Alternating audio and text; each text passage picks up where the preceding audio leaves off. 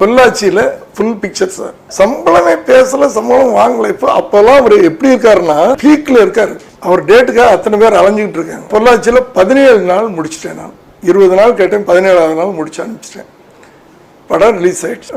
சேந்திரபாண்டி பெரிய கிட்ட. இப்போ என்ன பண்ணேன்னா ஒரு நாள் போய் கேட்குறேன், எனக்கு லாபம் இந்த படம் பண்ணேன், லாபம் வந்துருச்சு, சந்தோஷம், உங்களுக்கு ஏதாவது கொடுக்கணும் அப்படின்னு. சார் தயவு பண்ணி என்னை கேவலப்படுத்தாதீங்க, நீங்கள் போகணும் அப்படின்ட்டு. நான் என்ன பண்ணேன்னா அவர் வீட்டுக்கு பக்கத்தில் அடுத்த லேண்டு என்னுடைய வீடு. இதை ரொம்ப நாளாக அவங்க மிஸ்ஸஸ் கேட்டுக்கிட்டு இருக்காங்க என்கிட்ட. நான் விஜயகாந்த்கிட்ட கிண்டலாக சொல்லுவேன், ஏப்பா அவன் பக்கத்தில் நான் இருக்கேன்னு எனக்கு ஒரு பெருமை தானேப்பா, அதை கேட்குறாங்கப்பா, நான் கொடுக்காதீங்க சார் அப்படின்னுக்கிட்டு இருந்தார்.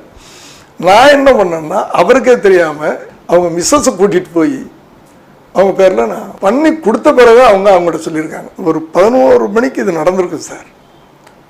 12:30 மணிக்கு எங்கேயும் ஷூட்டிங்கில் இருந்து பிரேக்கில் வர்றாரு சார். என்னை கேவலப்படுத்திட்டார். நான் உதவின்னு பண்ணேன், அந்த உதவிக்கு அவர் இது பண்ண அப்புறம் நான் பண்ண உதவிக்கு அர்த்தம் இல்லாமல் போயிடுவேன்.